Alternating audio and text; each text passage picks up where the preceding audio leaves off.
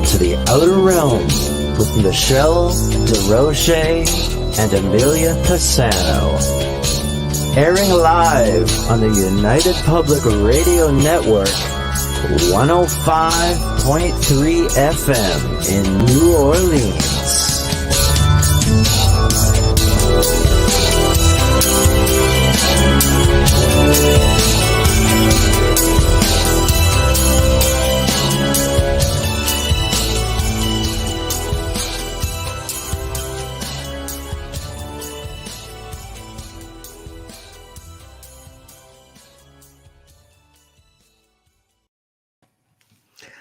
Welcome, everyone, to the Thursday night segment of the Outer Realm. We are broadcasting live via International Public Radio right here on the United Public Radio Network 105.3 FM in New Orleans.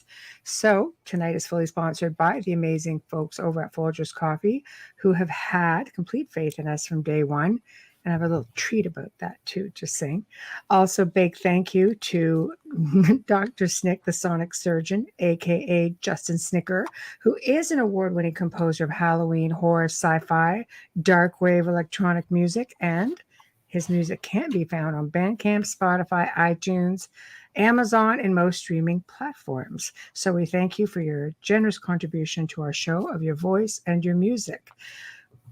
Don't want to not do this because this is very important. We would like to wish everyone a happy Remembrance and Veterans Day. We will never forget. And thank you all to those who have served and continue to serve. Especially a big thank you to Joe for your service. We appreciate it. We love you big time. Now, before we introduce our guest, I have to do this because we kind of had the pulp kicked out of us on yesterday's show with this. And I'm going to just freaking say this Folger stuff right freaking now. Okay. This is for you, freaking Hamilton. We were caught off guard. And I hope you're sending him a clip of this. Oh, yeah. I'm going to send him a link to the archive. So here we go. Fun facts about Folgers, Hamilton. Here they are. Benjamin Franklin was a relation of the Folgers family. His grandfather, Peter Folger, was an ancestor of the founder of Folgers. His grandmother was Mary Folger, one of the older settlers of Nantucket, and also the ancestress of a long line of Folgers and harpooners. So the family dates back to at least the 1600s when, are you ready for this, Hamilton? They left Norwich, England, and headed for America. Yeah. You didn't know that, did you, Hamilton? You didn't. Anyway, they came over to Hill to look for gold and stumbled upon the coffee business, which of course did them well. In fact, the family was just so well known that they were used, I guess you could say a little tidbit, was used in the book Moby Dick. The Folger clan of Nantucket, and they were renowned for their whaling efforts, hence the reference, a long line of Folgers harpooners. That was in the book.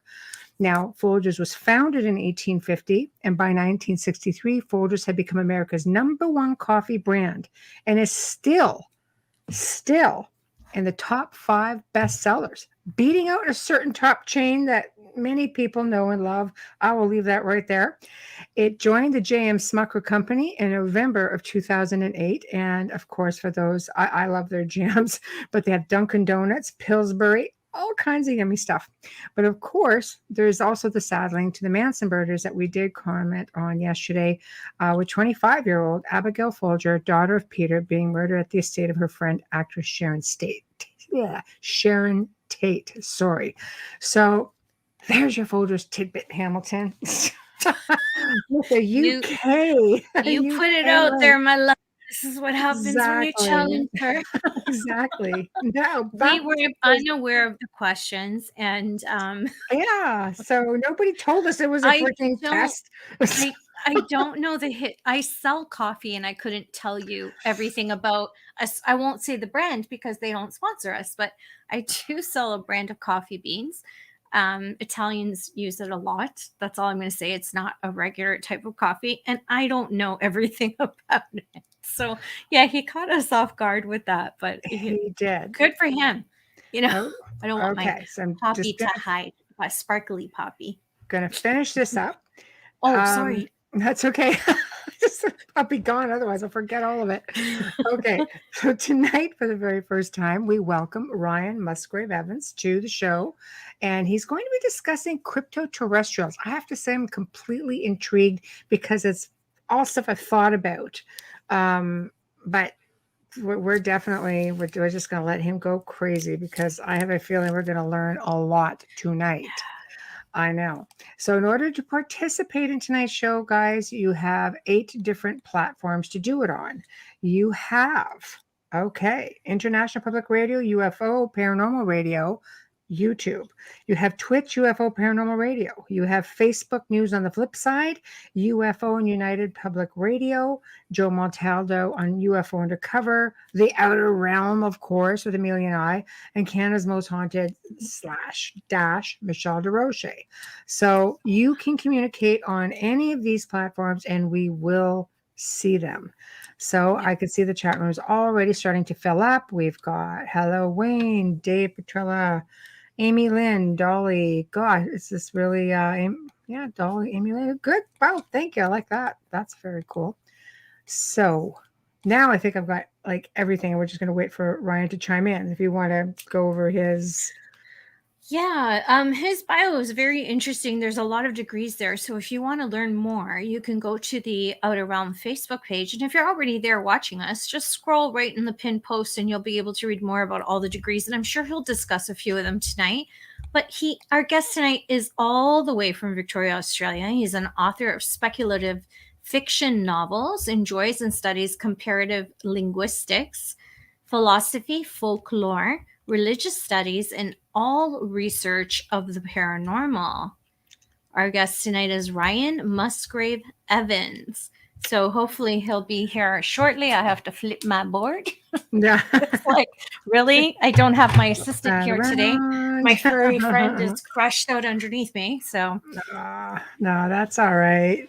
Yeah, so, we did survive the show with Carl Cookson and Hamilton White yesterday. It was actually... We survived it. We're here. This is they not took it a easy hologram. on us, except for the whole Folgers thing. So I figured, okay, you know what? Well, there you go. That's the kind of research you get when you give us some heads up. I'm glad that he did, though, because he brought a lot of awareness to them, and it was a great It was promotion, a great show. even though it came out of his mouth. But it's great. It's great. It's great that he did that. I learned a lot. Thank you, Dolly. Yes. Yeah, we love Folgers as well. Yes. Yeah, that was really funny because some of the things that he said, I had no clue, because what a lot of you don't realize is we don't get all the Folgers that you do in Canada. I believe there's just the one. So he was talking about decaf and he was talking about all these things. And we're just like, Joe gets all that stuff. I know, we're like, what? We don't get it. But we're very grateful to Folgers for their sponsorship, and we pray to God you're still there. Hi, Jeannie. And hi, Robin. We're so sorry, but it was great that that I'm sure a lot of people that drink Folgers didn't even know a lot of the stuff that Hamilton was telling us yesterday. You know what? Definitely was some things that I did not know. But then again, like, we're up here in Canada, so we're kind of green with it. But, I know, but he threw me off because I studied Manson and it didn't click to me as Folger's heiress. It was just not that she was a victim. But it didn't click to me as to her being the heiress of that. I did not know. Right. I knew about the other people, like the homeowners. But anyways, that show's done. Hello. Hi, Ryan. Welcome. Hi, Ryan. How are you? G'day. How you guys going? We're good. How are you? We're doing Thanks okay. for having me. Oh, our pleasure. Our pleasure. I have to say, just reading your bio and, the title of the book, I'm thinking, geez, it's all stuff that I'm sure we've thought about, but it's such I guess, sort of controversial in a way. People can barely get their head around ghosts. Try going outside the norm too much, and I think it gets a little bit confusing. But what I'd like to do is just, I guess, start off with humble beginnings. So basically, what led you down the path to research something like this? Personal experiences, for example, just walk us through. Yeah, cool, for sure. Yeah, well, I am an experiencer Oh, Mhm. of a race of beings. My book, Children of Orion: Finding the Crypto-Terrestrials, though, that's primarily an investigation, looking for those beings through cases throughout history, going back to the Celtic fairy faith, saying, looking at the non-human entities described as elves and fairies and alike in those days, and also looking at the modern cases that would fall under UFO, ET kind of narrative and themes. Um, but I've been having experiences all of my life, but I had interpreted them primarily as interactions with some kind of spirits, entities, spirits of the earth, tree spirits, elves, fairies, maybe.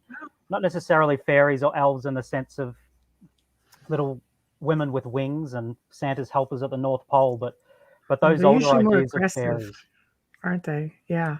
I don't know. Have Um, you seen Santa's elves? yeah, it can be pretty scary, I suppose, can't they? Yeah. Um, Gnomes. but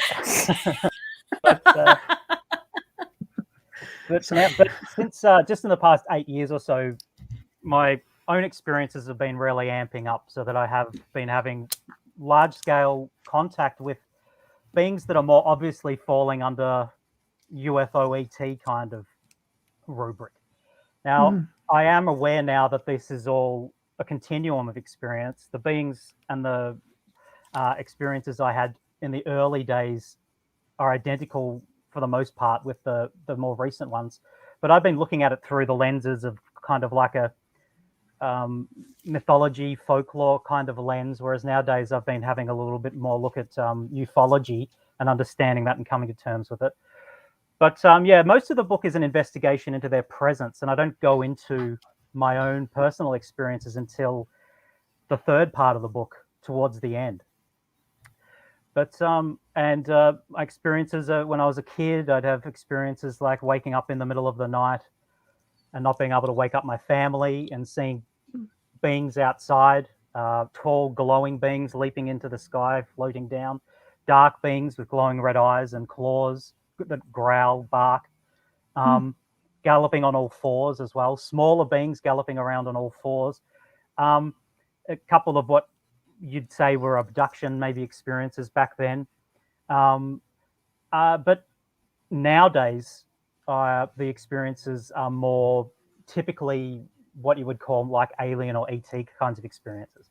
Right. So I follow in the line under the influence of a guy called Mac Tonys when I use the term crypto-terrestrial. Crypto-terrestrial literally means hidden earthlings. And Mac Tonys suggested that perhaps these beings that are responsible for elven and fairy lore of old are identical with the ET UFO beings behind that now.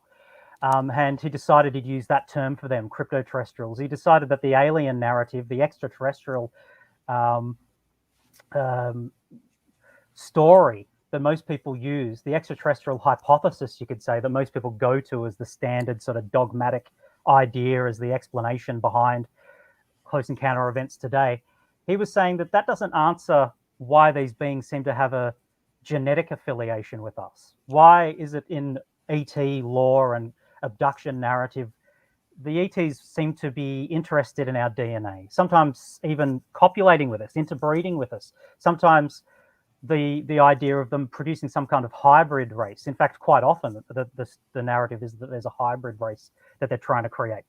Mhm. Mac Toney said, hold on a sec, if they're extraterrestrials with an evolutionary history separate from our planet, that is unlikely. Much more likely they are a sister race to us, perhaps you could call them.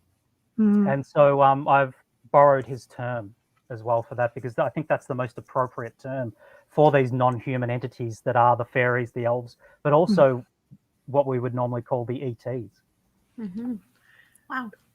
No, that it's fascinating. Can you branch that out further? You know, a lot of people, for example, will assume that I mean, like I say, with every piece of folklore, there's always a little bit of a grain of something, For example, vampires. We know that there have been reports of a type of dark gray alien with fangs, with really, I mean, wrinkly skin sort of thing, kind of like a Nosferatu sort of thing, only a darker colors.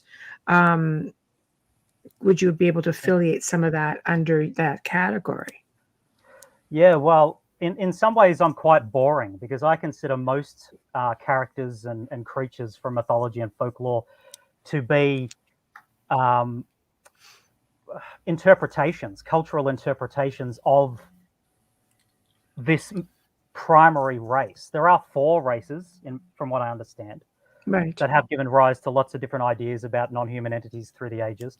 But there's one in particular which calls itself Majana, which I spell Majena, Mm. but which are the beings that Charles Hall wrote about when he wrote the Millennial Hospitality books. These are the same beings. These are the beings that I've met as well. He considered them to be aliens. He presumed them to be aliens. He actually, they were evasive when he'd ask them where they were from. They never actually told him, and it never occurred to him that they might be from the Earth, but originally. But so tall, fair beings, huge blue eyes, emaciated in appearance, that whistle and chirp with barking kind of language as well. That are subterranean dwelling, that wear luminous suits and can glow and float around. This is a description of Charles Hall's tall whites, but also Nahuishlan, the Gaelic fairies, fall under that as well. The Gaelic fairies even whistled and chirped, especially Nahuishlan, the tall, fair ones. But if you're talking about a grey, let's say, just as you said before, like some kind of taller grey with fangs, with wrinkly skin, they have a suit that crops up. It's a military suit. It's either grey or black, skin tight but can cloak, can also levitate, can also pass through solid objects. In the helmets they have with these suits, there is telepath technology, so they can mesmerize you, wipe your memory. So this is all done through equipment. Then it's like it's not technological, robust technologies. I mean, the line between the technical and the spiritual sort of blurs when you're talking about advanced technologies that allow them to become intangible and pass through solid objects. I mean, the line between spiritual and material starts to break down if you've got technology advanced to these levels. But glowing red eyes, that's part of their night vision, I think. It's sort of like a nose that's a device that sits on the front of their faces. That they use to resonate and amplify sounds so that they can make animal-like sounds that are particularly loud, roaring, growling, screaming, shrieking, and things like this. That's interesting. A lot of vampire lore, in my opinion, is attributable to them originally, not just in their suits, but without their suits. I mean, they're tall, emaciated, thin, with four long, slender fingers with a small thumb, the vestigial thumb further up their hand. And they can hypnotize you, mesmerize you. They're actually vegetarian. They're not going to be drinking anyone's blood anytime soon. But that's refreshing. But I do think that a lot of the vampire lore as well has come from them. In my opinion, fairies, elves, jinn, a lot of the old ideas about gods with a lowercase g, classical gods, ancient Egyptian stuff, Mesopotamian stuff, I think stems from them. But there were 4 races that were exerting an influence on us. And as far as I know, there's only 2 left. One of them is a smaller race. They call themselves Sabetina. Dark skin, a chocolate brown color to their skin, claws, 3 ridges on the top of their head, dark eyes, although their eyes sometimes glow red at night. The Varginha incident beings from Brazil, they were the Sabetina beings, if people are familiar with. In the 90s, an incident where there was a crashed UFO, and then there were these small monkey-like brown, oily-skinned, scaly creatures wandering around the town, dazed. and some children saw them, and they were taken to a local hospital, etc., and so on. But so the tall whites, or the Mudgina, and these smaller dark beings, the Sabetina, are the two main ones that still interact with us, and they are close allies. So when people have abduction events, or even events they might consider to be hauntings of some kind, where they wake up, there's tall cloaked figures in robes with hoods, Yes. fair long faces with a pointed chin and high cheekbones, Yes. and smaller beings with wrinkly faces that also wear hoods, moving around in amongst them. This is these two races. That's interesting. No, that's fascinating. I saw you put up some comments. Do you want to go through them? Questions? Oh, I'm going to scroll back up Yeah, to I the just figured we question would because just it go didn't. back. Yeah, it didn't fit right then and there. But Yeah. I'll show this one here right now. Okay. Okay, from Overlander Canada. I wonder if aliens ever get harassed by shadow people. Okay, so the shadow people are them.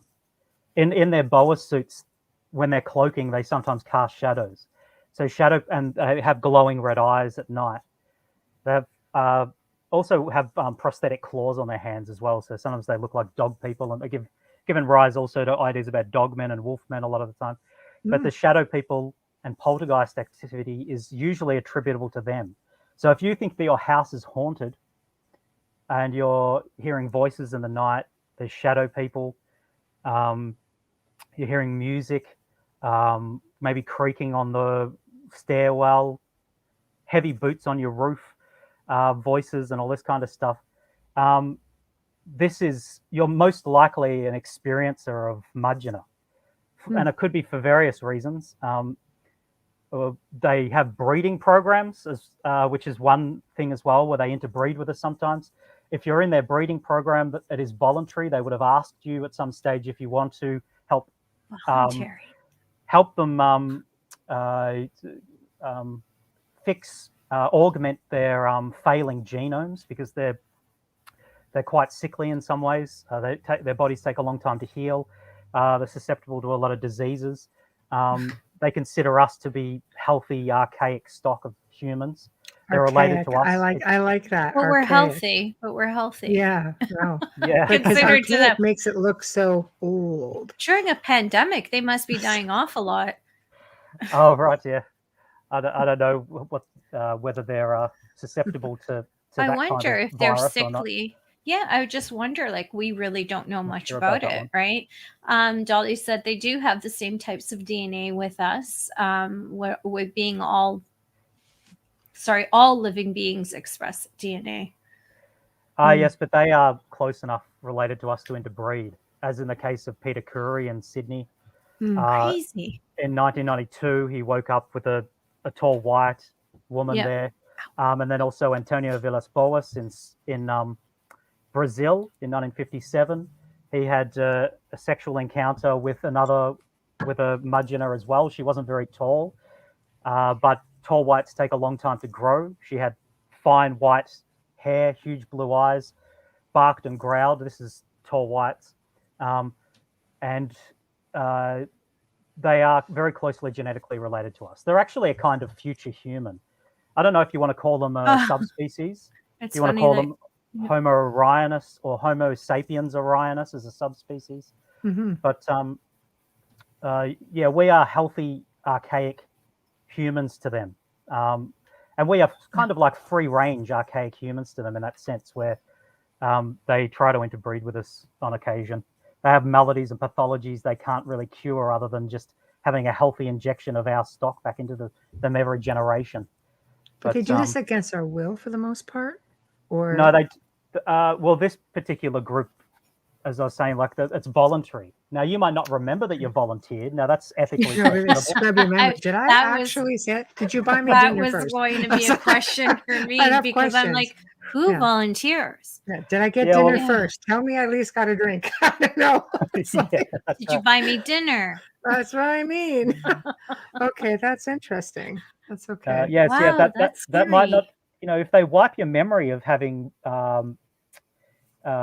volunteered, or then it's questionable as to whether that counts anymore. You could say that removes any of that, and you're not really consenting if you don't remember to having consented. Yeah, No. that's an ethical agree. question. Where do Yeah. these babies grow? Are they like us where they have to be in a womb for 9 months? Like, how does this work? Well, it depends on which way it's gone, whether it's because they try both ways. So with one of their males and one of our females, the baby will be in the womb of the Homo sapiens woman for a short period and then taken again. Or if it's the other way around and it's Homo sapiens man with one of their women. So it's like a succubi incubi type thing. It's given rise to those kinds of ideas as well. Yeah, if it's a male Homo sapiens and a female one of them, well then of course the fetus can remain with the mother in a natural kind of way a lot longer. And the children are very, very small. They also interfere with themselves genetically. Like if they do interbreed with us, it's not a 50-50 split. So the offspring look like them still, but they take it's not a 50-50. So we have certain traits, beneficial traits that they are after, like denser muscle mass. Our bodies repair faster. Your immune but then in other systems. ways, they don't necessarily find us physically appealing. They're very proud. They want to remain themselves as much as possible too. Ryan, would we know that as a woman? Would I know I was expecting this half alien being? Well, subconsciously on some level you might, but they alter your memories. This is part of their policy. But physically.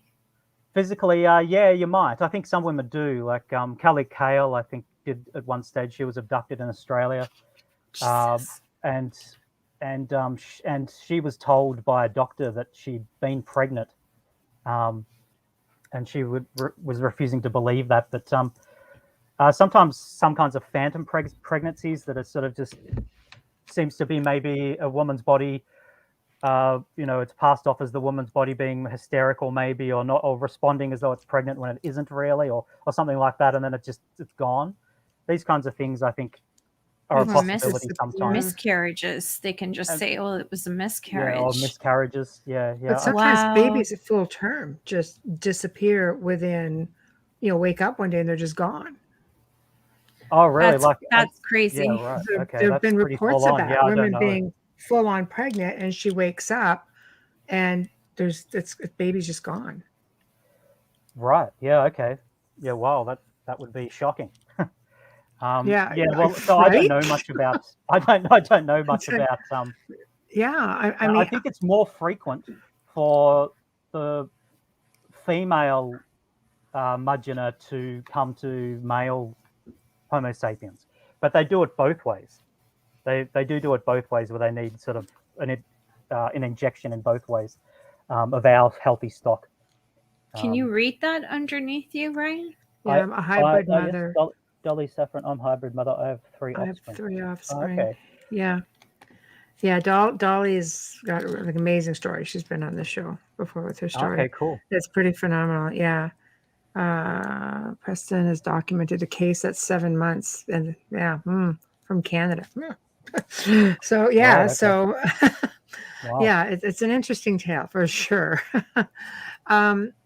Yeah, I mean, anything that I have read is just, I guess, if the baby or the child looks more human, then they can actually be within the society. But if they look too much like, let's say, a gray, for example, then obviously they wouldn't do well here, for obvious reasons, right?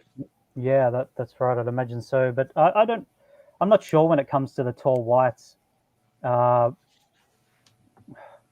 I'd be surprised if any children are left with us. Right. That's all their children are raised by them. And as I said, don't look like us at all, or don't look like us very much, because they deliberately select out certain things. They want certain things very much, certain attributes, traits, characteristics genetically that they're focused on, and other ones they don't consider favorable at all. So they're looking for viability, for strength, for immune, not for blue eyes, green eyes, and No, Well, you that's know, plus right. red hair or they blonde hair. Yeah. communicate telepathically. That's not something that really happens here. Their abilities are different, right? Everything about them is different. Yeah. So I Yeah, don't know. yeah. Physically, they're almost identical to us in a lot of ways, but Mm, but yeah. they are. I mean, they look freaky, you know. Really, in the end, and that's the only way to describe it. Especially the older ones as they get incredibly tall, 7, 8, 9, 10 foot tall, um, and are so frail that. Well, I think a lot of people that think they've seen mantis beings have seen Magina medics as well, because a lot of the older tall whites take a role of medic, and then they wear black lenses in their eyes, so their eyes aren't blue anymore. Hmm.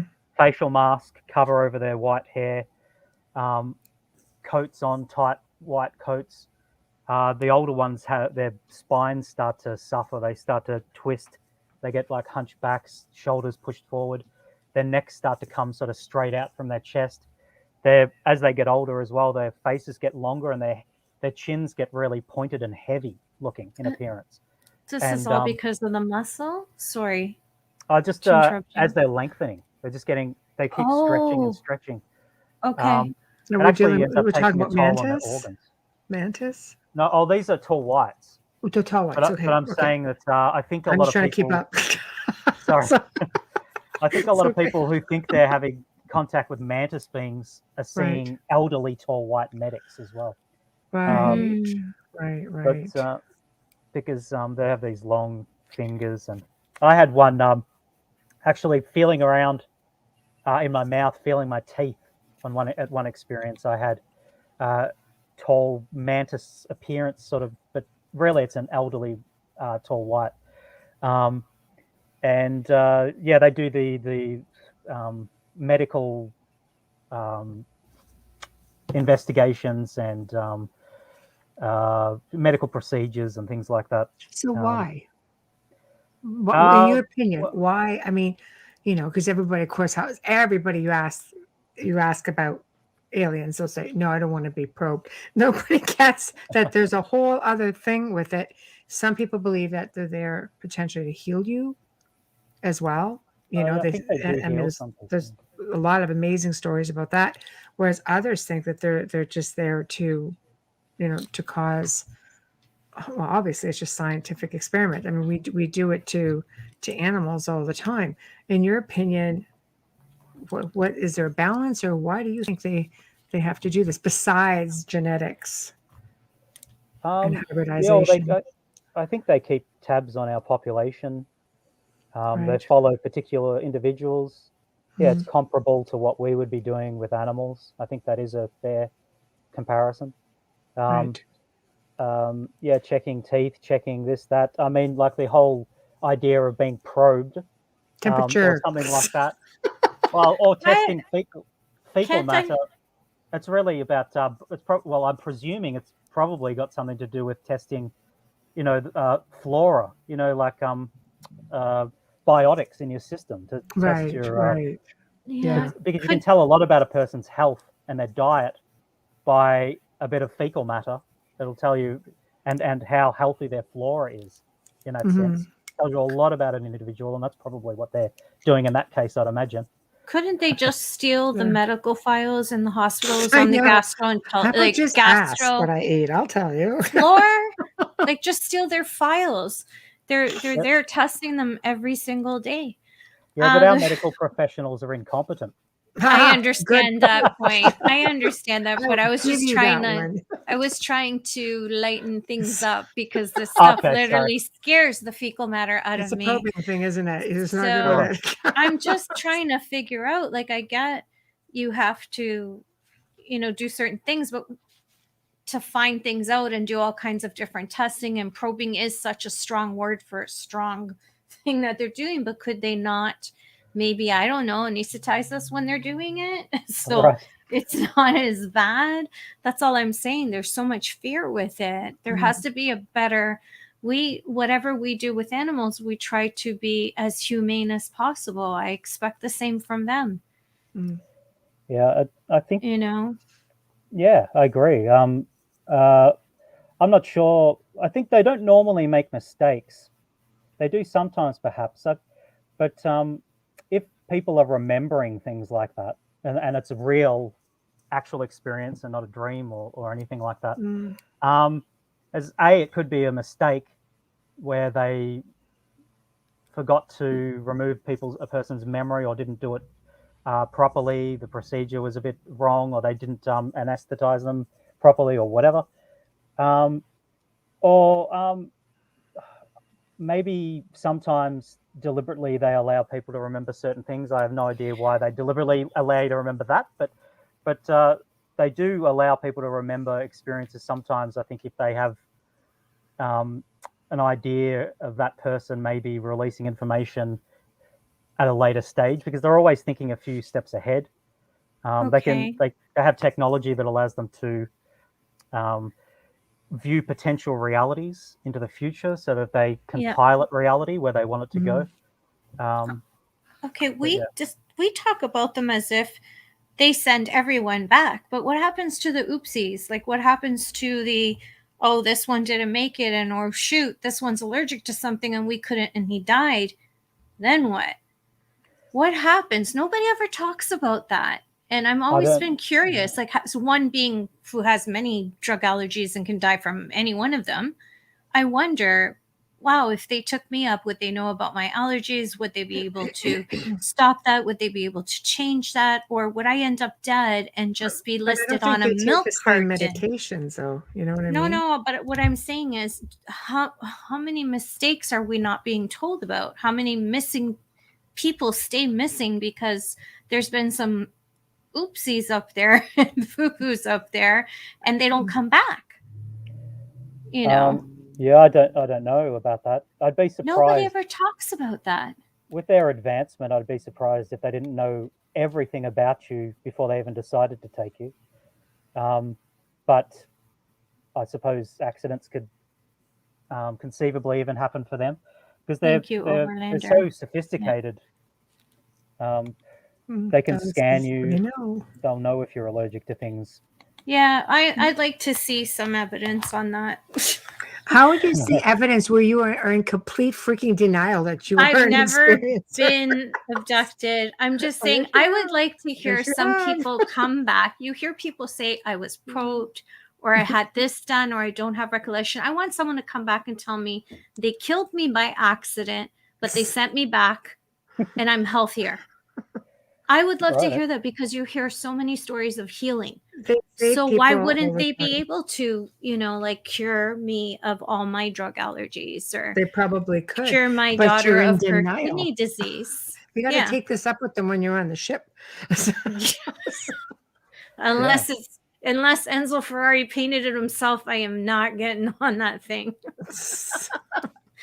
I don't know. I'm an experiencer. I'm so afraid. Contactee. Yeah. I'm fully, like, totally okay with it. Yeah. She, on the other hand, will not. And she is, as you are. See, they don't kill you. That's right, Dolly. Also an experiencer contactee. Yeah. We don't really know that. We don't really know that. I have to be the devil's advocate here. We don't know if they've had accidents and have killed people. They could have dropped them through the beam lights, and somehow you're over the Mississippi River and you lived in New York. Oops. Sorry, I'm not making jokes. I'm not making jokes. This is coming from a crime thought process. I know. What if, like, you're hearing all the jolly good stories, but what about the ones that didn't come back? Is abducting you in one of their it could be that the government's doing that as well. There's another, there's another one. And what about all the stories that you hear about people being found months later and their dressed clothes are backwards? They just pop up out of another field and they didn't age at all. Well, those are people going through portals, right? Yeah, and this all ties back to the fairy stuff as well. The old fairy lore talks a lot about people being abducted, just as people are abducted nowadays by the supposed aliens, because they're aggressive and missing time. And, right? Yeah, well, they can be. Yeah, but it depends on your motivations. Whether they've decided you're a good egg or a bad egg, or whether you have aggressive and malicious intent in the first place when you're in an area that they're inhabiting. Mm-hmm. All these kinds of things. Some of the missing 411 cases are attributable to, especially in regards to hunters. Mm-hmm. Hunters going missing. I think that the tall whites, the mudgeonah, are responsible for some of them, because they can react in a very aggressive way if they think their children are under threat. If someone's firing at them thinking they're an animal or something, then they'll take that person out. Mm-hmm. That makes total sense, though. It's understandable. They're protecting their own. I get that. Why are they always the abductions? You always hear about them at night. Is it something to do with the light?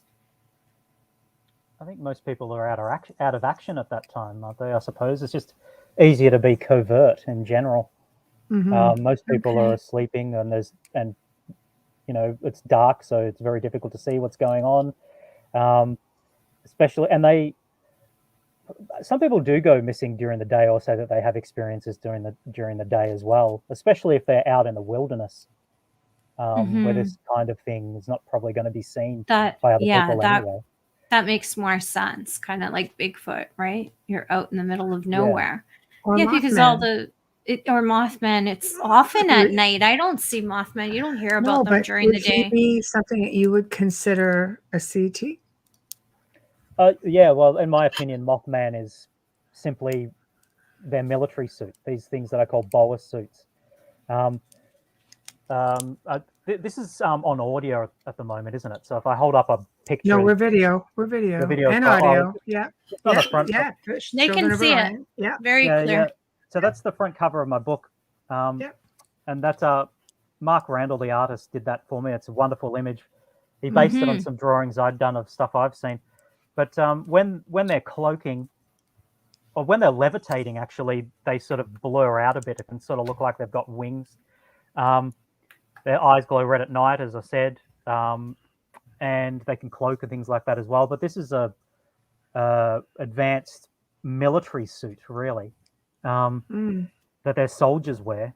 That gives them super strength, super speed, intangibility, as I said before, telepathic abilities to sap your will, to convince you of realities that aren't actually there, illusions, whatnot. Can freeze you, paralyze you, and things like that as well. Remove your memory. All of this kind of technologies in their helmets. In my opinion, Mothman, or most of the Mothman sightings, are sightings of tall whites I call them Boas suits because of Antonio Villas Boas in Brazil, and how he's one of the earliest witnesses to report these fair, barking, growling CTs wearing these dark suits. Since then, other people have seen them. Kelly Cale, Christopher Bledsoe Sr. himself, and his son, Christopher Bledsoe Jr., saw these cloaking, glowing, red-eyed suits. Chris Bledsoe's also seen them and done a drawing of them looking like they sort of have wings. And the beings that Chris Bledsoe is interacting with are the same beings again. That's what Mothman is. I'm quite certain of it. Wow. Or at least most of the time. Maybe there are examples of something else that's looking similar, but I think most of the time it's attributable to them. Mm-hmm. They can present themselves in so many different ways. Sometimes people might consider them to be a demon, growling, barking, long claws, glowing red eyes, moving about the house, walking through walls. Mm-hmm. And then they can present themselves in very different ways, of course, so that they're wearing their luminous suits, glowing, white hair, beautiful blue eyes, luminous, floating past, and then you might say they're an angel. 1 minute they're a demon, the next minute they're an angel, but it just depends on what gear, what technology they're wearing at the time. Mm-hmm. So do you think most paranormal experiences that people are having that are considered, let's say, otherworldly, such as angels and demons, you think that is strictly ET? See, so many people are on the fence. You have those people of faith who are like, no, this is what it is. It can't be this. And then even though the Bible talks about extraterrestrial experiences, just saying. All those emails are on their way. Other show, other show, and it's gonna be hate mail. Sorry, but it's a fact. So, and then you have the people who are the other way, who there are no such things as angels or demons, and even ghosts are considered to be dimensional bleed through. There you go, Joe. Let's say it for you again as our producer. So, what are your thoughts on that? Yeah, well, like I said earlier, I'm pretty boring because I attribute almost everything to these guys. I think Right. most ghosts, most ghostly encounters, most hauntings are CTs. Most demon or angel sightings are CTs. Now, whether or not there are other beings out there that people are seeing sometimes that are similar or can pass as that kind of appearance, that's Mhm. another thing. But I'd say, if not all, then most um, paranormal characters, Mm. beings from mythology and folklore, are them. I believe These that. four. Pardon? Yeah. I believe no, I completely believe that because you're getting sightings that are going back thousands of years, Yeah. and with that being said, with every little tidbit of myth, folklore, there is a degree of truth. That story came from somewhere. So I mean, they're mentioning it here in chat. Dolly said some ETs are just like raw, like dogs. Yeah, I agree with YJ. Those that would be Anubis. Anubis would look more like the dog, right? Ra is the bird. Yeah, the falcon. So yeah, Anubis is a jackal, correctly. So that would be. I mean, let's face it. There's like beings in some of these ancient cultures that are half and half human, half crocodile. That's big in Egypt. I mean, you see a lot of that in ancient Sumerians. You do see a lot of that. Even the Anunnaki had wings, right? Which sounds a little bit, our overlords or our creators, extraterrestrials. I mean, there's so much. How can you deny it all? It's all there in writing. Yeah, I agree, and I think that that's the substratum that links it all. That the ETs or CTs or Hmm. whatever you want to call them, but yeah, Yeah. that they've given rise to most of this, if not all of it, then at least most Hmm. of the. And our religious and spiritual systems are based a lot on direct empirical evidence of interacting with these guys Right. throughout the millennia, and seeing them, and then cultural interpretations. People sort of wander off and start adding to the story, making bits and pieces up to make it to rationalize it to themselves in some way, um, and that can sort of slowly drift away from the original truth of the matter, which was perhaps in some people's estimation a boring, mundane kind of truth. That Hmm. a lot of these spiritual entities are flesh and blood beings with advanced nuts and bolts technologies that have reached such a peak of sophistication that they appear as magic, or really, like I said before, the terms start to fall to pieces, and Mm. these kinds of dichotomies between material and spiritual and things sort of fall away.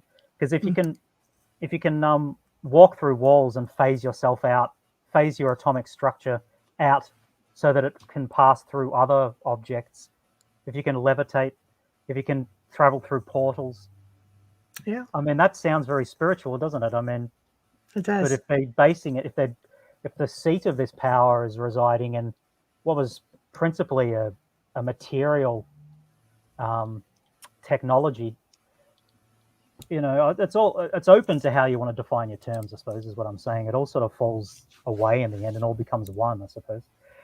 Mm. But I sort of prefer to see them as being flesh and blood with nuts and bolts technologies that are incredibly impressive, but still nonetheless based in some kind of material reality.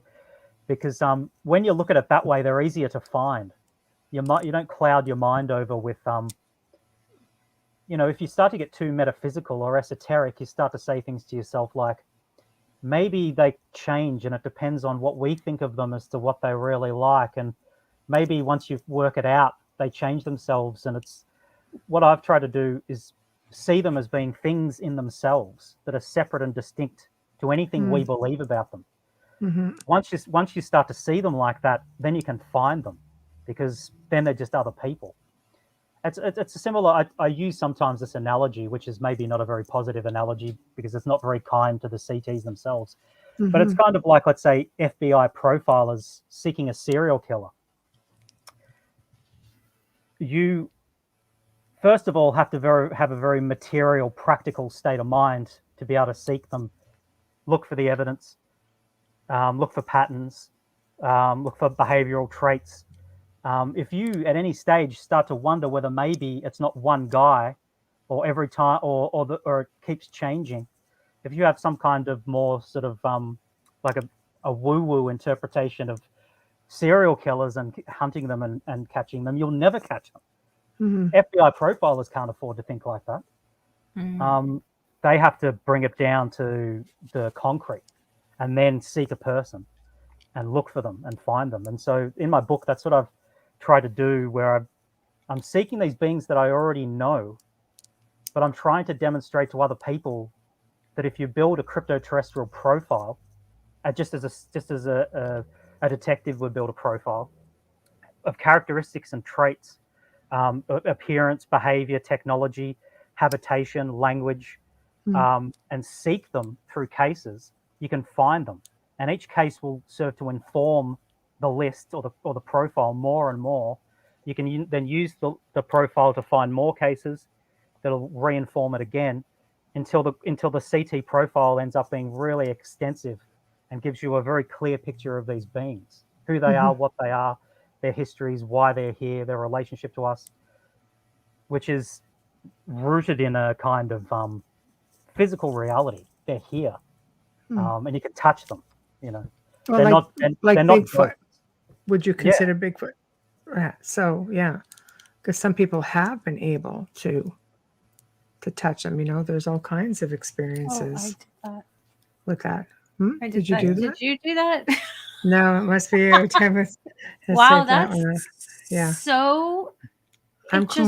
It's so sensitive. No, I know. I just rolled over it. Yeah. No, this is a comment. Is Linda Moulton Howe? She's an amazing researcher, of course, right? Everybody would know her, and has reported on winged humans for years, which is interesting. So go check out her website for anybody who's interested in that, for sure. Yeah, I mean, you know, Bigfoot is one of those that we seem to be able to, that you can just touch them. I mean, really, they seem to appear in physical sense. People find hairs, they see footprints. You know, you don't seem to find that with some of the others on an average. They seem more elusive. I don't know about Bigfoot and whether or not Bigfoot exists, and there's a lot of evidence to suggest that it does. I do know, and this is where I get myself into trouble with people that are interested in Sasquatch. I do know that the Sierra Sounds are definitely tall whites, not Sasquatch. The Sierra Sounds that were recorded in the early 70s by Al Berry and Ron Moorhead, where they heard animal-like sounds and also speech that sounded, what was described as sounding like samurai chatter. So it kind of sounds like Japanese being spoken in a sort of like an aggressive, deep kind of way, like a samurai or an anime character or something like that. This is definitely tall white language. A guy, which I've heard myself, but also a guy who he wasn't really abducted. He was invited on board a saucer in Spain, the Surya abduction, it's called, in Spain in 1978. He was hunting with his dog and he was invited on board a saucer by tall, fair beings with long faces, with big chins, that barked and growled and whistled to each other, but also spoke in what he said sounded like a cross between German for its guttural features and Chinese because it was monosyllabic. And he said it sounded like cries like of the martial arts of the Orient, is the way he phrased it. And then that's interesting. What a research, the guy who was the primary researcher in that case played him some, you know, Homo sapiens languages, world languages, just to see, you know, which one he thought maybe it sounded the closest to. He ended up settling on Korean. And Korean and Japanese have a similar sound to each other. Probably Japanese speakers and Korean speakers don't think that those two languages sound alike at all, but to us as Westerners, we're sort of similar to the ear. Yeah, definitely, Ron Moorhead said that that experts listened to the sounds and said they were being produced by a being that was 7 to 8 foot tall. Well, that's fine.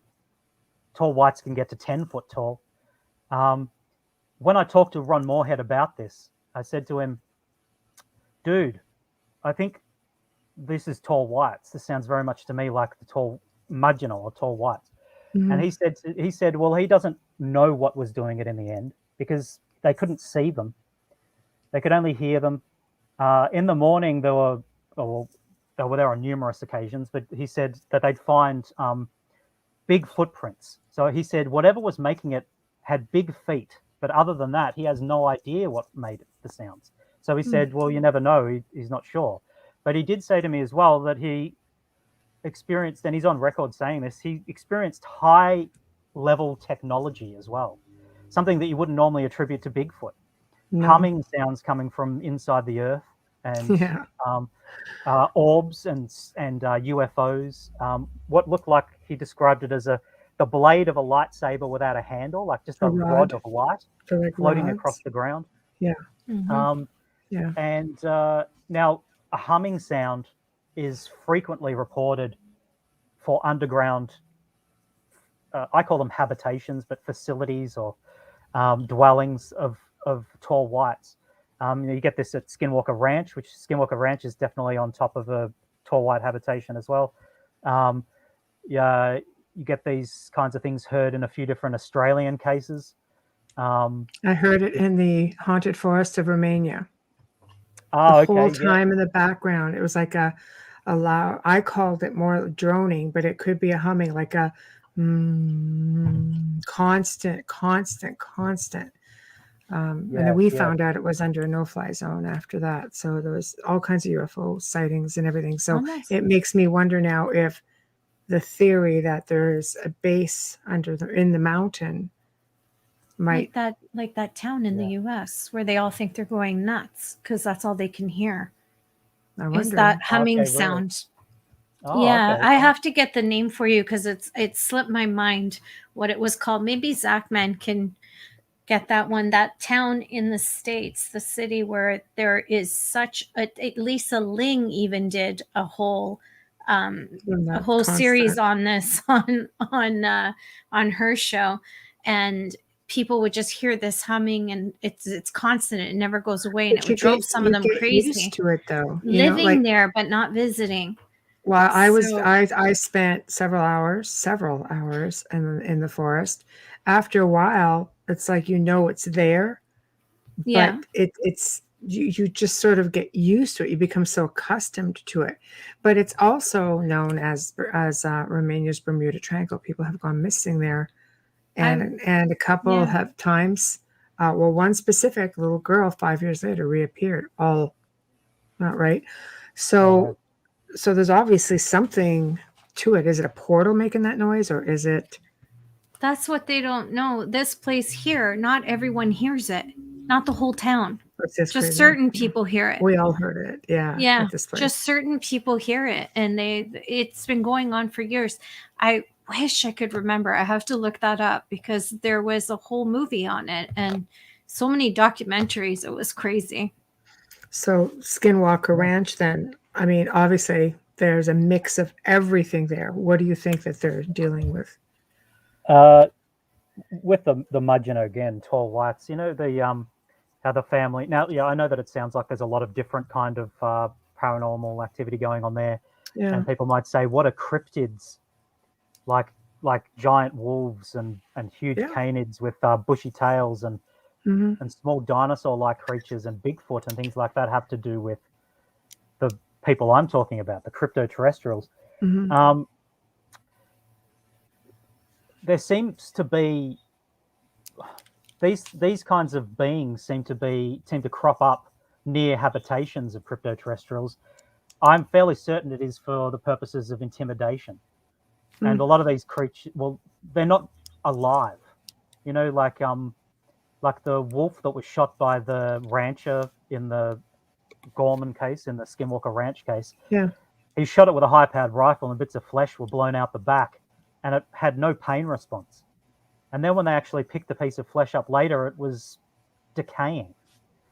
Now, whether it had quickly begun decaying after it had left the animal, or whether or not the animal itself was made out of decayed flesh in some way, the point is, I think these kinds of creatures that can then disappear if you follow their footprints, they're gone.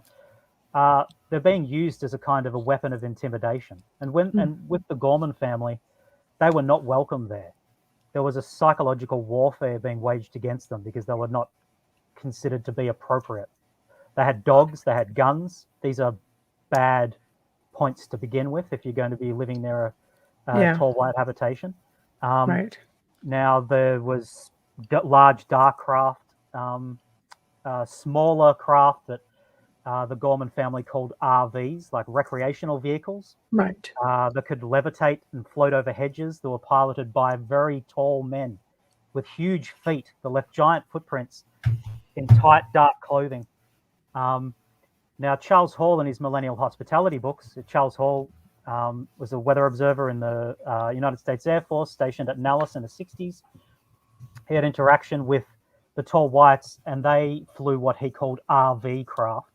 Nowadays, people would probably more likely to be calling them Tic Tacs because of all of the Tic Tac stuff in the media of late.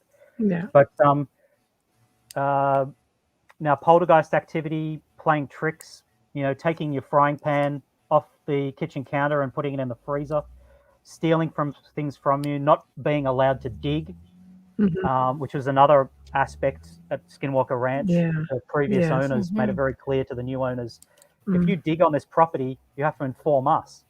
Almost as though the previous owners would perhaps pay for the misdemeanor of the new owners. Right. So they can be very vindictive, these beings as well. They don't like you taking anything as well. So if you are there in a forest where you feel an uneasy presence, if they can project fear into your mind to repel you from a place. If you take something and aren't respectful as well and asking if it's allowed, they'll follow you back to your house and maybe make your life a bit uncomfortable for a few weeks, depending on the level of the misdemeanor. They'll haunt you, they'll move your stuff around, they'll play tricks on you. George Knapp and Colin Kelleher have just written a new book as well called Skinwalkers at the Pentagon. They talk about this hitchhiker effect, where people that had been to Skinwalker Ranch, researchers, military personnel investigating, would then have paranormal activity of a kind of shadow people, even dog men, poltergeist activity, haunting activity, feelings of visceral fear without any apparent object. They were followed back to their homes, and then it would spread, to other people they knew. As the tall whites are investigating each person in turn, almost like an intelligence agency. When an intelligence agency has a person of interest, they'll investigate that person, and then they'll check out their friends and associates on social media, launch investigations into them, so on and so forth, where the tall whites behave in a similar way. And it depends in the end on whether or not they decide that your motivations are benign towards them. Like a lot of this stuff, investigation into Skinwalker Ranch has been funded by the Department of Defense. And so some of these people have questionable motivations for being there in the first place, where they have, they're entertaining ideas of maybe whatever they discover out of this paranormal stuff could be weaponized perhaps, or used in some kind of negative way. Those kinds of people are not going to be encouraged to ever come back, Well, I mean, it's definitely questionable with respects to all of. I mean, that there's bases under there they figure, but you look at all military and government experiments that were going on. Let's face it, they don't want that. They don't want you coming in and infringing on their space. They just don't want that. Period. But they seem to be anything that I've heard about the tall whites. they can be like pretty gentle also, like very, like they'll assist you. They'll, they're compared to some of the other ones. For example, what about reptilians? Yes, here again, I am boring. I don't Right. actually believe that reptilians exist. I think What? reptilians are misinterpreted again, either seeing boa suits Okay. or the other three races, not the tall whites, but the other three races. All three of them have scaly skin and claws, but they're kinds of future humans, so they're mammals. They're not reptiles. One in particular that's brown and has scaly skin, large dark claws, and ridges on its head. Yes. You'd be forgiven for thinking that it was a reptile, but it's not. It's another kind of future human, although it doesn't look hugely like us. It kind of looks like a reptile monkey or something like that. So Yeah, did you say a future human? yeah, they're all future humans, kind of. Right. Well, So it depends on what you mean by time travel. What's mixing the DNA? Like what? Partly natural evolution and partly genetic engineering, Right. trying to acclimatize themselves to new environments, messing with their own DNA, changing it. And, a genome is a systemic thing. It's a holistic system. If you Right. start making alterations here and there, you might think you're very clever and that you've narrowed down exactly the changes you wish to see, but then unforeseen circumstances and symptoms, side effects will start happening and alter you in other ways. In the case of the tall whites, trying to lengthen their lifespans has had a serious effect on their healing abilities and their physical strength and things like that, as a sort of like a side effect they didn't expect or want. And also growing to huge heights, which is like a side effect of them lengthening their lifespan so much. It also meant they go through different windows of growth.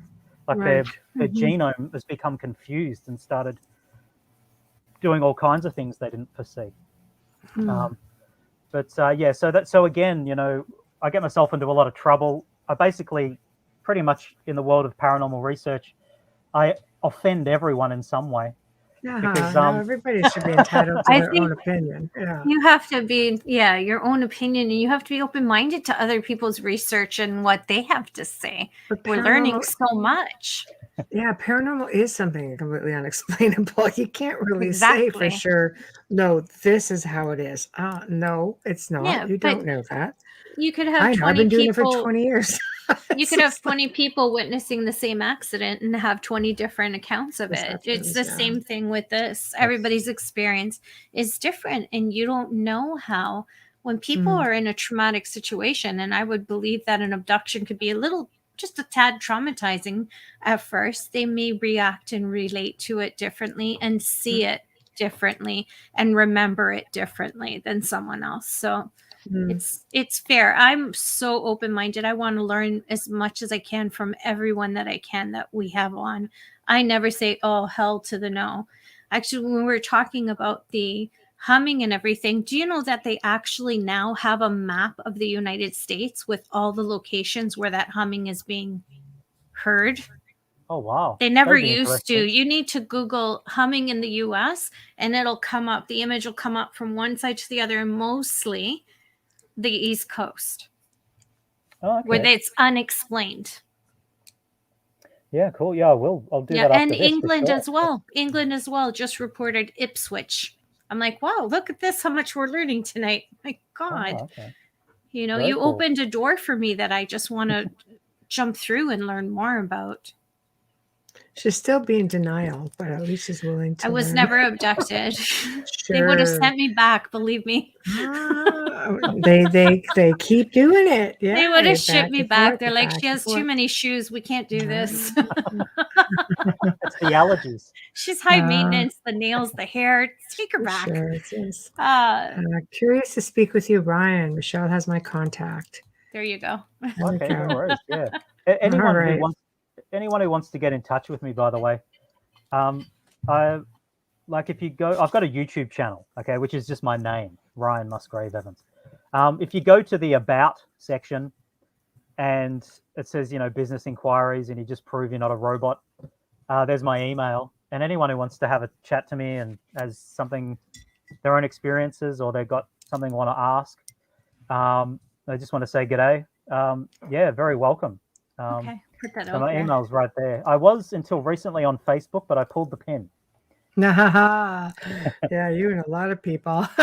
So, yeah, I'm always happy to forward over emails for any of our guests. Also, for people who want to reach out, as long as I have permission. I just don't flood anybody's emails with anything. So,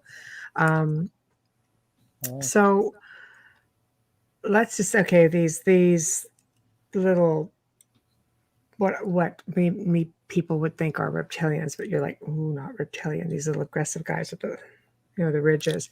Are they aggressive? No, they're not aggressive. No. Okay, so they just look like they would be aggressive. Yeah. Because okay, that's a curiosity because there's just a lot of reports out there. I because reptilians have this knack to be able to, I guess, like most of these beings, how they can scrub your brain, your memory. They also have the ability to have you see what they want you to see. Yes, They're for not sure. really shape shifting, but maybe they're just giving you the illusion that there's something else, and that's not the case with these guys. These guys are fully on as you describe them. Well, yeah, I think that those ones, the Sabetina, the little brown ones that are sort of reptilian looking, they're not aggressive. Right. I suppose if they were attacked, they probably would and could be. Right. The tall whites themselves can be very aggressive if attacked. They have their own military, highly stratified, structured, efficient military, and can respond in a very aggressive way if they think they need to. Mm-hmm. And yeah, they use what in older times would have been called glamoury, Right. or which I suppose nowadays people talk about screen memories or Yes. just or No, I completely augmenting understand. themselves. Yes. Yeah, these guys do all that kind of stuff as well, Right. and can make themselves look like someone that you know and trust.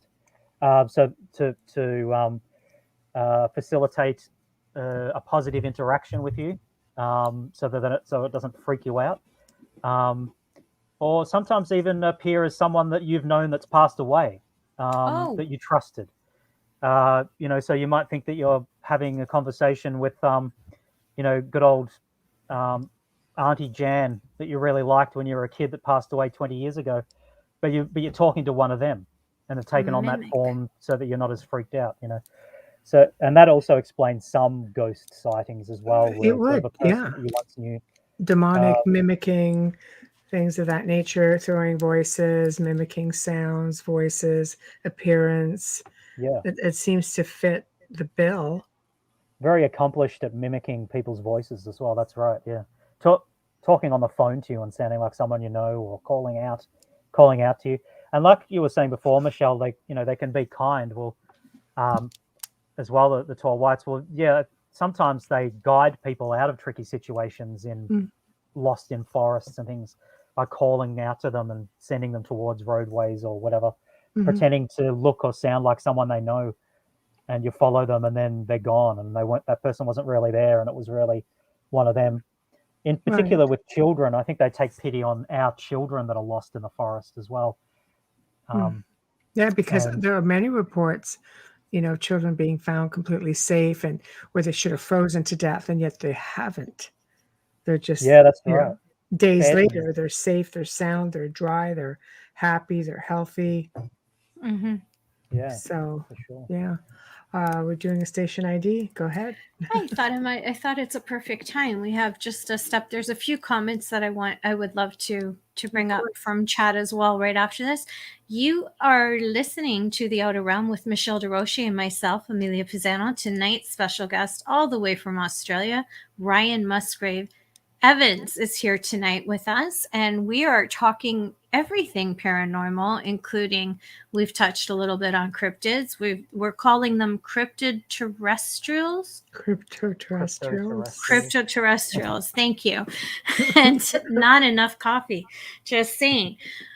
And right now we are broadcasting live from the beautiful city of New Orleans, right there on 105.3 FM. We are United Public Radio, and we are streaming on United Public Radio, as well as International Public Radio on YouTube, as well as there's got to be 8 different Facebook pages that you can find us on as well. And if you missed it and you're just tuning in now, take a wee step away from your phone or your computer, wait a half an hour, and you'll be able to catch us from the beginning on archive on SoundCloud, or come back to our Facebook page and just hit play. So tonight and every night, we have this amazing gentleman who, Dr. Snick, the sonic surgeon, Justin Snicker, is an award-winning composer, and it's his voice that you're hearing on our intro and outro. So we want to give him a big shout out and a big thank you for doing that for us. You can find his music on Bandcamp, Amazon, and all the different streaming platforms. You can also find him on Instagram. And on Facebook, he's active. I know for a fact he's there and he responds to everybody. And especially since the beginning with us every night, Folgers Coffee, we love you. I know it didn't look that way with Hamilton, but we love you because Hamilton put us in quite a... You can't see that. Anyways, we love you. We thank you for your sponsorship and for your faith in us. Thank you so much. Okay. We want to get some questions? Yeah, I'm looking at comments when we were talking about the comments. Now, I posted how to find you on YouTube so that they can find your contact. It's on all of our platforms right now. Cool. Ryan, Dave Petrella said, I think it's probably from all of the different spirits and being in these areas for the East Coast of the United States for the humming sound. I've never heard of humming sounds with. Yeah, or it's probably all of the background energy that we can't see. That's a huge possibility, but science has been trying to test it, and it literally says on there that they have no idea what it is. It's been on a lot of the large news sources as well. It's not just one of those, small, somebody threw it on the internet. So, with these beings, I sort of have mixed feelings about them, because they want to communicate, but they want you to leave them alone.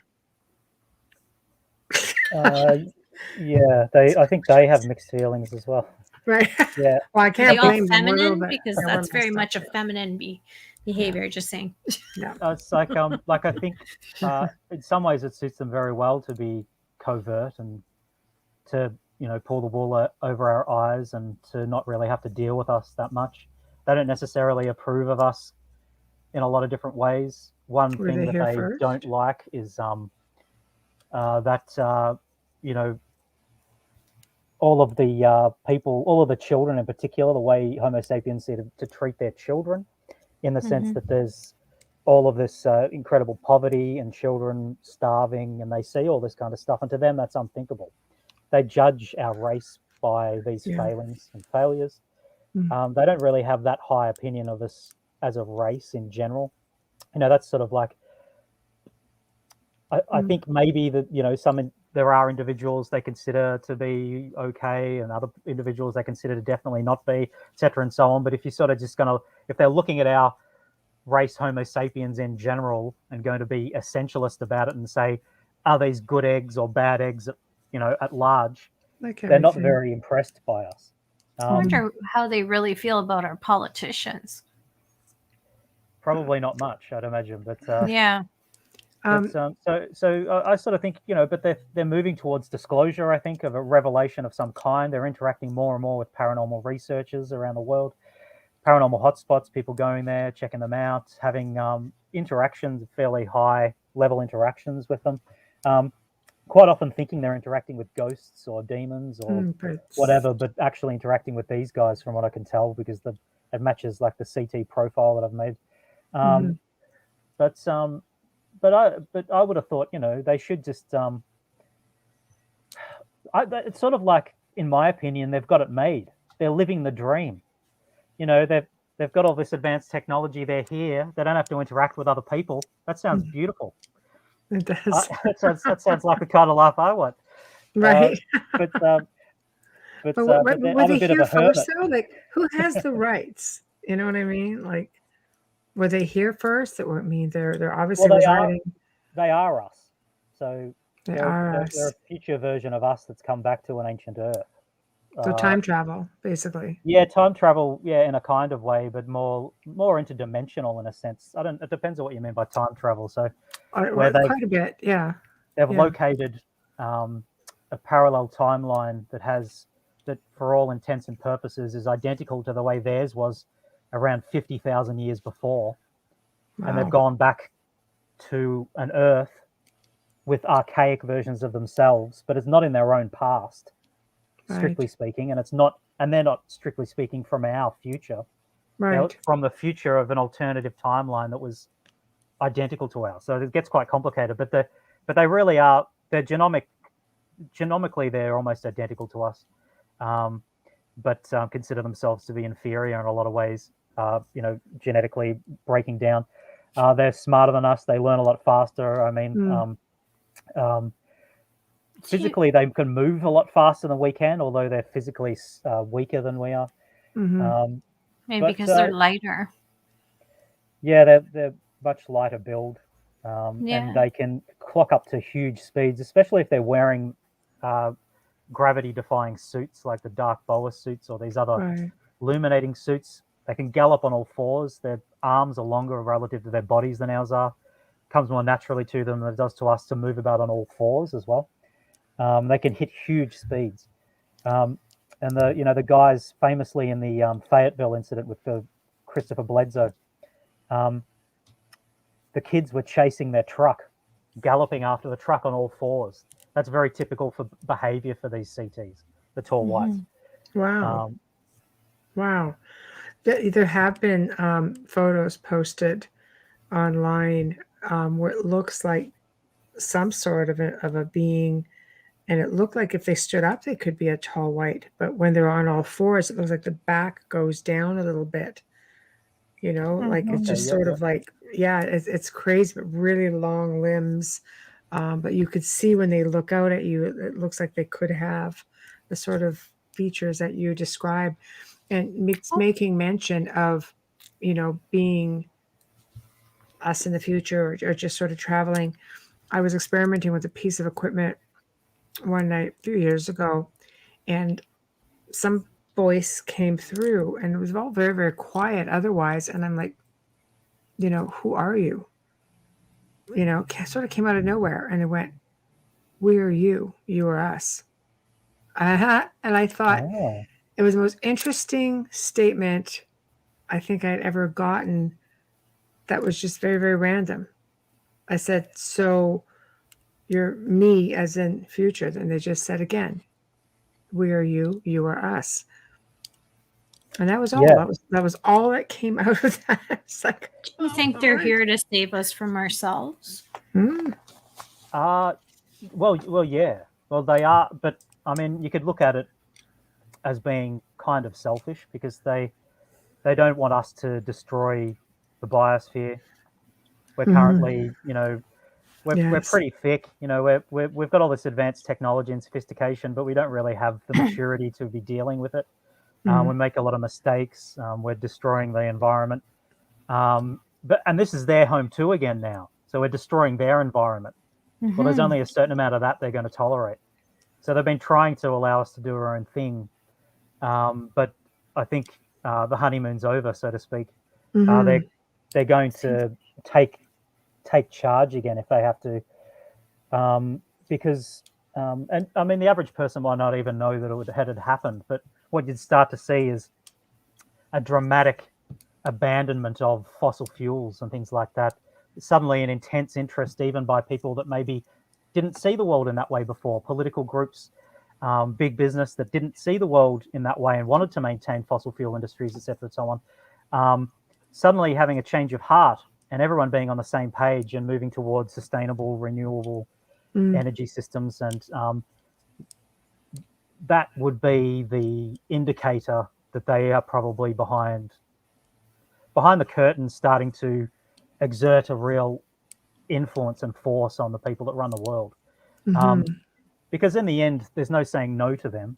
I mean, they're so much further advanced to us. We're a Yeah, joke. right. None of our technologies that are the most advanced we could possibly think of, even stuff we think that we're back engineering, trying to base on stuff, is still nothing like they have and are capable of doing. Their population's much less than ours relatively, but that doesn't really mean anything at all. So if they decide something, we all have to get on board with it. But they have the best interests of our planet and us and them at heart anyway. So we shouldn't really want to, set ourselves in defiance. No, I think it would be better to work with them. I Yeah. think we as a species, if you go back into ancient texts and the ancients, seem to coexist and work well with these extraterrestrial beings, these species. And then we went through the stage where it's taboo. Everything's, was kept from us. Nothing is being divulged to us. And I think we're coming back into an age where it's coming back into the forefront because we're demanding it, or maybe it's because they're making themselves known. I don't know. Where do you think it's going to go? Do you think is disclosure? Are people ready for extraterrestrial disclosure? I think some people are and some aren't, but in the end, I Right. think it probably has to happen anyway. But I definitely agree with you that they've been out and existing cheek to jowl with us in the past in a lot of contexts in different ways through different societies and civilizations. At the moment, there's been a stretch where they are hidden and are covert and quiet. But yeah, that they will emerge again. I mean, yeah, and like the talking about the Celtic fairy faith, say the people of ancient Europe, or we'll say even just medieval Europe, that had Yeah. an understanding of the Celtic fairy faith or European fairy Pagans. faith in general. Yeah, pagans. Right. They had much more of a clear and correct understanding of the nature of these people, that they were subterranean people, that they were there to be communicated with, to be placated sometimes, or to be bargained with, to keep your cattle off their land, or your cattle might get mutilated, or to not, fire a bow at their kids, or you'll find yourself not of this world. This kind of thing. They knew and had a better understanding then than we do today, or most of us do today. Yeah, for sure. But as for the disclosure thing, like just talking to people I know about this kind of stuff, just like family and friends. Before I even started being public with my experiences and stuff like that, when I was just talking to people I knew more, there would be mixed reactions. Where, if my family or friends believed me in what I was saying about my own experiences and what I was learning, you'd get responses of resentment and bitterness and aggression, that they would that these beings, whoever they are, would dare to exist without us knowing, influence our lives, remove our memories, manipulate us in ways that they do. So you get that camp. You get other people that are just so filled with wonder at this possible true paradigm that I'm talking about, and going, wow, I want to know more about this. What do they think about this? Do you know about that? How can I contact these people? Is there ways to do some kind of like human initiated contact with them, blah, blah, blah. And then you get everything in between. I think so. That's just, and some people as well. Now this as well is controversial to say, but I'm going to say it. Do it. I think in a lot of it. It's just I us. yeah, it's just us. It's just you and I on the four walls. Yeah. Sure. I'll go with that. I think that that it's probably people that up until this point have had not a huge amount of interest in UFOs and ETs. So people that exist outside the UFO scene that are going to be the most accepting of these beings when they reveal themselves, because they won't have been subjected to the same kind of disinformation and counterintelligence campaigns that ufology is to a huge degree. That would make sense. Yeah. So they are going to have to unlearn years and years of their education, and they will just be like, oh yeah, cool. And it's especially the younger kids, like you get Generation Z. Every second cartoon or superhero movie is about the multiverse, parallel timelines, and beings visiting us from alternative realities, almost like there's been a definite, deliberate initiative to saturate the population with concepts and immerse them and baptize them in concepts that are similar or akin to the genuine paradigm that will be revealed soon, so that they can deal with it. Even 20 years ago, people didn't have the same kind of understanding and fluency in these ideas as kids of today do. You said to a kid, so there's these guys that are living in the earth, and what they are is sort of like a version of ourselves, but from a different timeline. I mean, nowadays kids would be like, yeah, tell me something I didn't know. You know, like, of course they are. That's all fine and good. So hopefully the newer generations, that like the Generation Z and then those to come after, there's going to be a larger proportion of them that are going to be accepting of this paradigm. Because if these guys come out and they say, which I'm quite certain they will, things like there aren't any reptilians, there's going to be a huge backlash from a large amount of people in ufology that are going to say, hold on a sec, that's exactly what a reptilian would say. And there's going to be this kind of a problem, I think, where people because even military personnel have come out and said there's over 100 different species.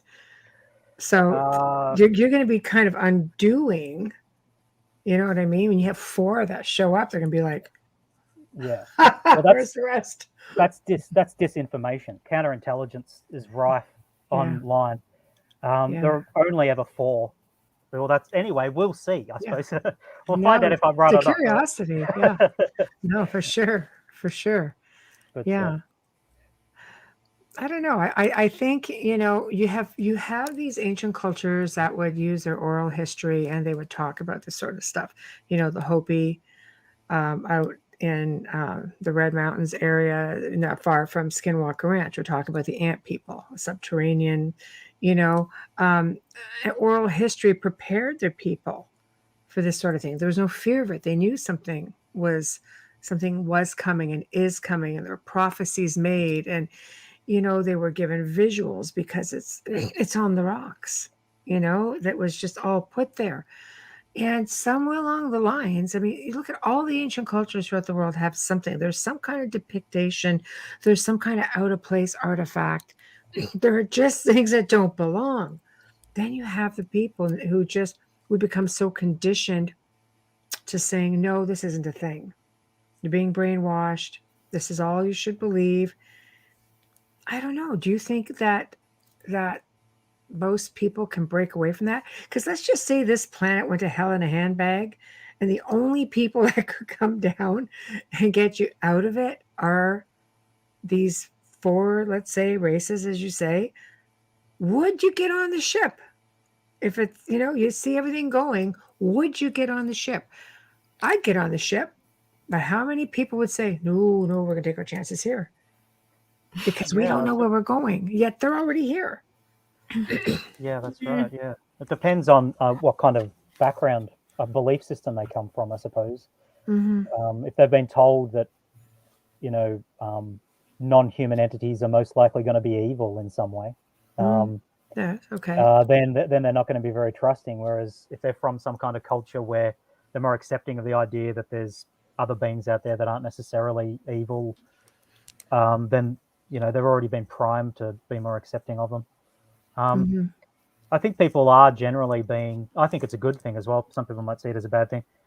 People are, in a way, being reprogrammed through, you know, the media and film and all that kind of stuff, and the narratives, to be more accepting of them when they come. I know that there's been sort of attempts, perhaps you'd say, there's been periods where there's been lots of movies coming out in tandem that have been like, you know, horrors about aliens invading and they're evil and they're attacking us, and Independence Day kinds of movies. But I think now, just more recently, in the past 10, 15 years, there's been a little bit of a change for that, particularly with children's shows. But anyway, I suppose we'll see in the end. It's the next generation. There's going to be a variety, a huge, different kinds of reactions from different kinds of people, I think.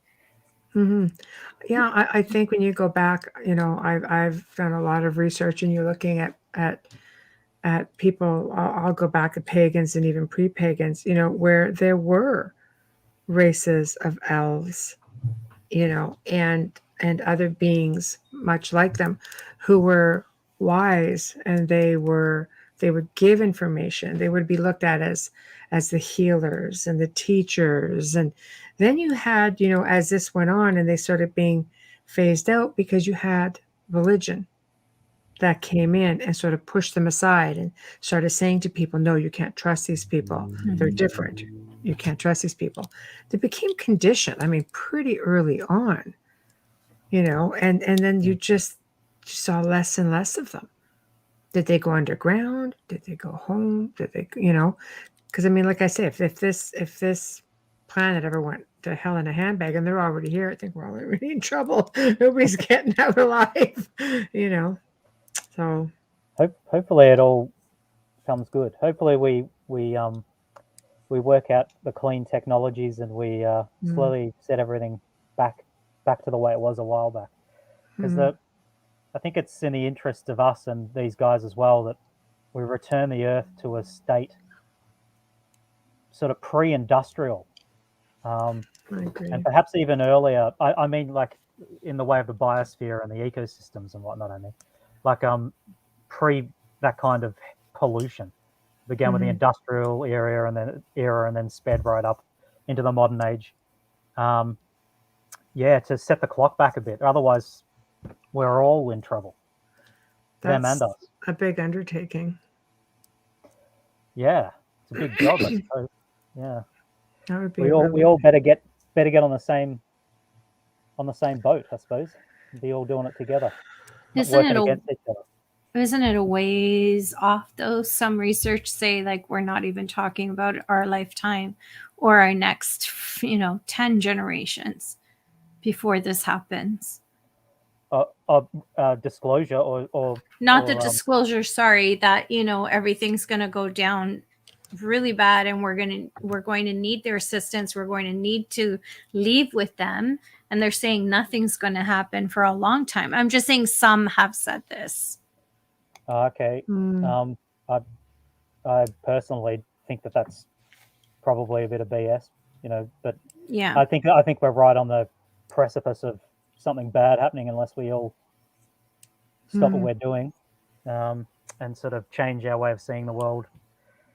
Well, I think with people such as yourself coming through or having your experiences and talking about it and researching it, because I have to say I've never heard of crypto. Well, the term, it's never been coined. We've all thought it. Anybody who's I think an experiencer or who have looked at, let's say, cryptids in general, you just assume, like, let's use Loch Ness for example. Nessie comes through. What is that? A portal? Come in, come out. Like there are beings that are coming from different places that we just can't seem to find when we're looking for them, but they just randomly show up, and then you have these ancient beings. And again, I will go to elves because they were the sages, they were the teachers, they were the healers, the spiritual ones, the ones that just knew everything, all seeing, gentle. And I don't know. I think I figured it right from time I ever heard of them. It's like, oh, they've got to be from somewhere else. Aren't we all from somewhere else? Yeah. Yeah. Well, the tall whites have a priestly class, and so they have all different kinds of people. They have soldiers and medics and teachers, and they're like a mirror of our society, but also very devout spiritual members of our society, priests and priestesses. They believe in a kind of mystical spiritual system that's kind of like an idea that people talk about this a lot nowadays, but the idea that there is only one person in one place at one time. We're all basically the one sleeping being, the one. The universe is all one sentient mass. They mystically try to join and unify with the universe through prayer and meditation and things like that. In the same way that some Christian, Judaic, Islamic, Hindu, Buddhist sects have been doing for centuries and centuries, mystical spiritualism, joining with the divine. So they do have a very spiritual side to them as well, but just like us, they have the whole spectrum where they have compassionate individuals and cruel individuals, and some of their soldiers, No, balance for sure. I think in every culture. Bubbles, do you want to get that question? I can't see the last 3 words. Okay, Ryan, what do you think about the Sorry. stone chambers in the northeastern USA? They look like they're related to Celt or pre-Celt architecture. Oh, okay. Dave, is it? Yeah, I'm not sure which ones you mean, so I probably haven't read about that yet. I have read something about evidence for Celts in Canada and the US pre-Viking before, but I'm not very familiar with the actual caves that you're talking about or structures that you're talking about at the moment. I'll have to look into that. That sounds interesting. Dolly wants to know, are you talking cryptobiological human types? Yeah, well, they're crypto in that they're hidden, hidden from us. You know how the elves used to be called sometimes the Huldefolk, the hidden people, the hidden folk. It's the same kind of idea that they're societal beings that are on the fringes of our world that are usually hidden from us, but they are they're future human lineage beings. Sometimes they're described as, or post-humans, an evolutionary track that we haven't gone down yet, and will never go down. Presumably, they're from an alternative future in a way. Wow, that's too bad. I could really dig that. It's because just the amount of the knowledge, the spirituality, they're just an evolved being, even way back then, compared to what we are now. Okay, I'm going to say, am I saying this right? Jungie, or is it Gungy Womp? I can't even say. America's Stonehenge, if you want to read about it. There's also a lot in New York's Hudson Valley. Oh, yeah, Hudson Valley is freaking crazy. Okay, yeah. Activity. I don't think I think Hudson Valley is one of those. There's everything in Hudson Valley. Yes. Yeah. Cool. So I've written them down. Thanks, man. Oh, you want that back up? Do you want me there? That's okay. I've got it. Yeah, you cheers. got it? Okay. Okay. I'll check that out. All right. I'm like, I can't even freaking pronounce that. Just write it down, sound it. Yeah. Sound it out. Now, I'm sure there are places all over the world, that you can delve into. I think at one time, there's no boundaries, they were everywhere. Oh, here you go. Send me a message if you want a conversation about it after your research. Okay, no worries. Thank you, Dave. No, he's not on social media, Dave. Oh, yeah, I'm not on social media, though, yeah. No. No. But no, again, fascinating stuff. So this is the part of the show, of course, as we're nearing the end, where you promote your book, tell everybody how to find you, tell everybody what you got coming up. Are you writing another book? So go from there. Cool. Yeah. So my book, Children of Orion, Finding the Crypto-Terrestrials, is published through Flying Disc Press, and it's available on Amazon as a paperback, hardback, and an ebook. Like I said before, I'm on YouTube. My YouTube channel is just my name, Ryan Musgrave-Evans. I'm not on social media anymore. I was on Facebook up until like a couple of weeks ago. Not anymore. So if people want to have a chat to me about anything, so Dave, if you're listening, if you want to send me an email or something, mate,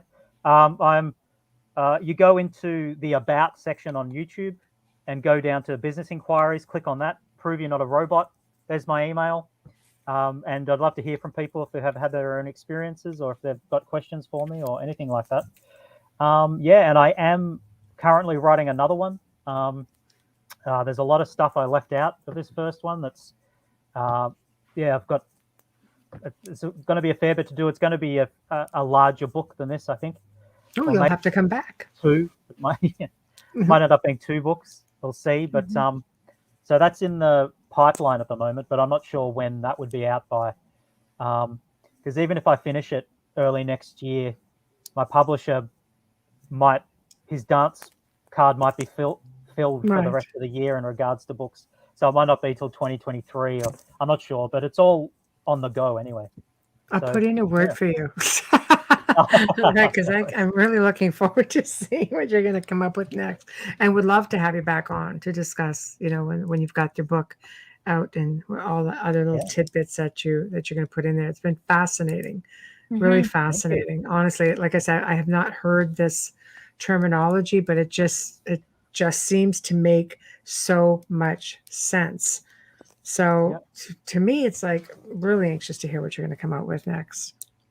Yeah, Connect cool. more Well, thanks for dots. having me.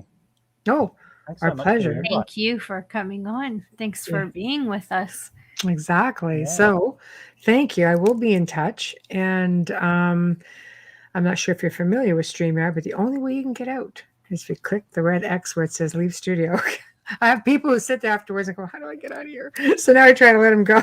I try to tell you ahead of time. Oh, there it is. I thought for a second I would be trapped here forever because I couldn't find the button. But everybody says that. At the end, we're all sitting there going, oh, the show's done. We're like, oh, sorry.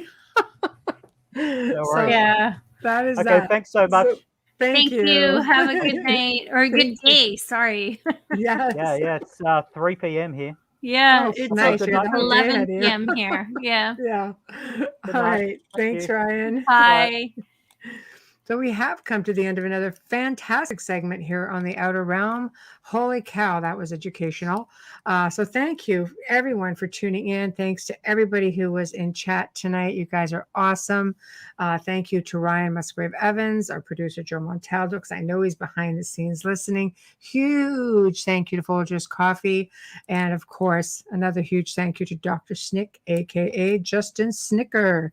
So please remember to stop on by YouTube, any of our network YouTube channels, UFO Paranormal Radio, UFO Gods and Extraterrestrials, it's a tongue twister, International Public Radio, and please subscribe. If you'd like to drop us a line, head on over to theouterrealmcontact@gmail.com. Again, catch us at theouterrealmcontact@gmail.com.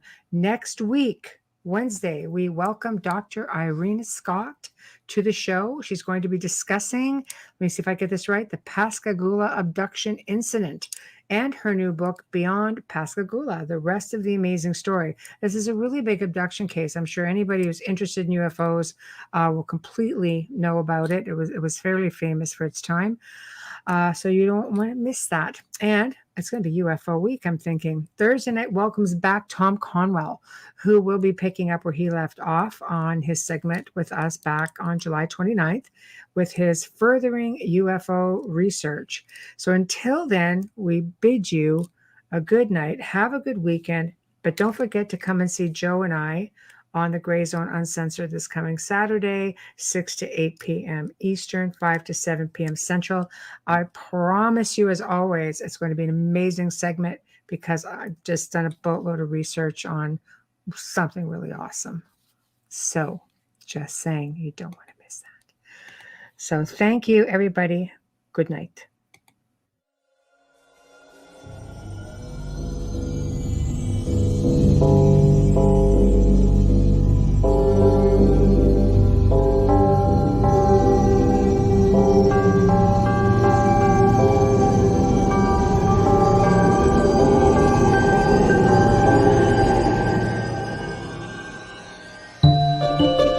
You have been listening to The Outer Realm with Michelle DeRoche and Amelia Pisano, airing live every Wednesday and Thursday evening, 9 to 11 p.m. Eastern, 8 to 10 p.m. Central, on the United Public Radio Network, 105.3 FM in New Orleans.